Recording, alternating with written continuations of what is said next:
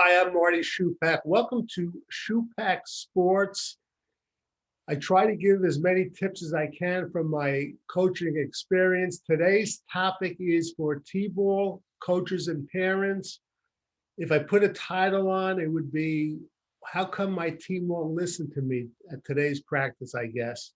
And keep in mind that you may be one of the best coaches around, and you could have a good reputation as a developing T-ball coach, but you're going to have a couple of days during the season where your team is just not responding to you.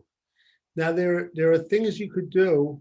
And one of the things I want you to get out of this little session is that you want to be creative and you want to be flexible. I've seen coaches arrive with their team at a field 5 minutes after another team arrived and they cancel practice. There's no need to do that. It's happened to me.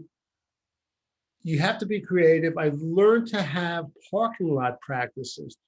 Now, of course, if you do have a parking lot practice, you have to adjust what you're doing, but they can be very effective.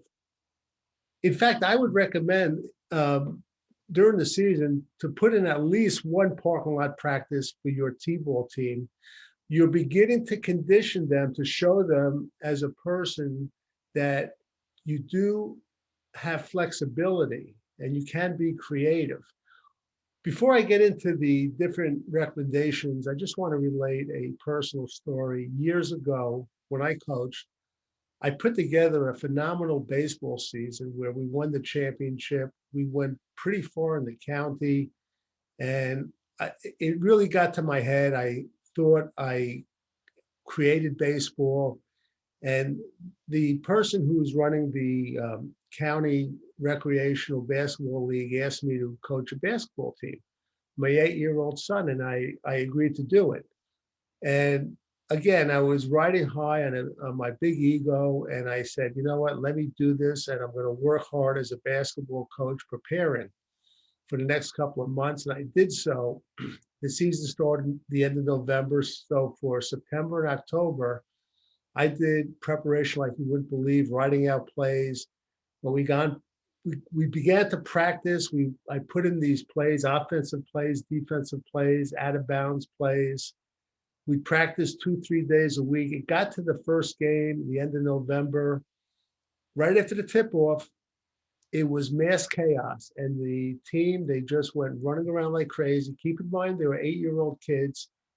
And I called timeout and I tried to reinforce what we went over. And they all nodded their heads. We went out in the court, same thing, running wild. And I learned a lesson there that I really got ahead of myself, putting my own personal ego, trying to become a better coach than everyone else. And I lost track of the fundamentals, mostly passing, dribbling, boxing out, little things that you don't want to overdo with 8-year-olds.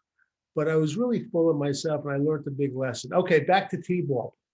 When you arrive at a practice and you see that your kids are not responding, the best thing you want to do is make sure you recognize it. It's going to be one of those days. Don't deny it and start developing in your mind what you're going to do. You don't want to waste the time. You're not going to yell at 5- and 6-year-old kids.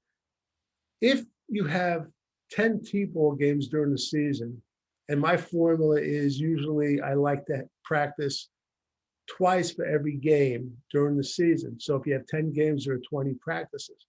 If you're going to have 1 or 2 of these practices where the kids are just not listening, it's not the worst thing in the world.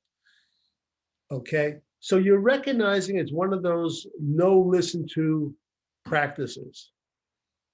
Utilize the extra energy that they're showing. During warm-ups, instead of having 1 lap around the infield, do 2 or 3, okay? This is a good idea to have them exert energy too. Another tip, and I spoke about this, play a game and put a baseball theme in it. For instance, put in a relay race, but in the relay race, you have them hold their baseball glove with a ball in it, and they have to run around a cone. The concept we're teaching is that they squeeze the ball, all right, and then they take it out, they pass it to the next person. They don't flip it. It's a good idea. Another game you put a baseball theme is into could be red light, green light. All right, as they're running to approach the tagger, they have a glove with their ball in it, and they have to tag the tagger with the glove. It has a baseball theme. Besides that, if your team is a little bit wild, okay, you could also do some games that don't have a baseball theme. No one said that just because it's T-ball, you have to always have a baseball theme. And I said this before, I maintained when you're a T-ball coach, part of it is you are a baseball, softball coach / physical education teacher. Whether you're a lawyer or a doctor, doesn't matter. If you approach it that way, you'll get better results. So you could use a non-baseball theme. And for instance, a game might be, which I use, where you put cones around the infield, and you have two players are it and tag. And what they do is they have to take off the cap of someone. Once they take off the cap, that's instead of tagging them, they sit down. The last person remaining with their cap on wins, okay? Also, involve the parents. When the kids are wild, go out into the parking lot. Tell your assistant coach, watch them for a minute. Say to the woman, Mrs. Smith, I need your help today. Mr. Jones, I need your help today. Get them on the field. I don't care if the mother or the woman is wearing high heels. I've done it. Some of the kids will act a little differently. All right. Another idea is utilize your assistant coaches. Have station drills and put the team into small groups. All right. You're isolating different groups around the field. Now, keep in mind, though, also, one of the things that I maintain that, and I said it, you want to be a little bit of a phys ed coach. I have always said in T-ball, if you're a parent or a coach, these big red bats are phenomenal, okay? They come red, they come yellow. Get a few of these. They're not expensive. Keep them in your car. And one of the games I did, I took a kickball. I've had days like where the kids are just not listening. And I put in a game where the kickball on the ground, they have to swing and hit it. And they have to run to first base before the ball either gets on the pitcher's mound to me, or they could throw it to first base or hit the base runner below their waist. The kids love it. And if they get to first base, it's a run. All right. So that's an easy game.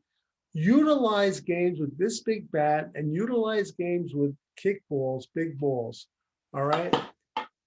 That's going to about wrap it up for, again, if you get practices that the kids aren't listening, it happens to everyone. And I got to tell you, it's happened to high school coaches and it's happened to professional coaches. Keep in mind, if you're coaching a school team, you do have recourse about playing time if you're having issues with one or two of the kids. Okay. But again, talking about T-ball, and again, one of the things I do, I've spoke about this, you make your master list of drills before the season. You have to have a master list of drills. It'll make the season run smoothly.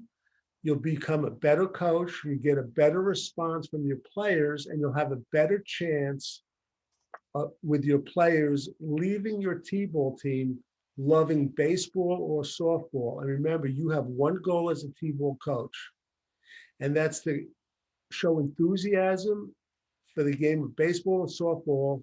And the one goal is you want your players to come back for the next season. Okay. I always put my drills on an index card like this. And on the bottom, I have like the words ALT, hold on, over there. And I have like one or two alternate drills. It's not hard. Again, don't look at it like homework, but have a master list of drills. Okay, I'm going to wrap this up now, and I will put on a link on the bottom of an article with the same topic that goes to my site, T-Ball America. Now, as far as products, here, I would recommend from this session, T-Ball Drills and Skills. Pretty popular book I put out. If you don't have the money, don't go and buy it. Go to your library, ask them to get it. The title's T-Ball Skills and Drills. That's the spelling of my name. And I think you'll enjoy it. It has a lot of different creative drills. So for Marty Schupak and Schupak Sports and T-Ball America, check out that site. Until next time.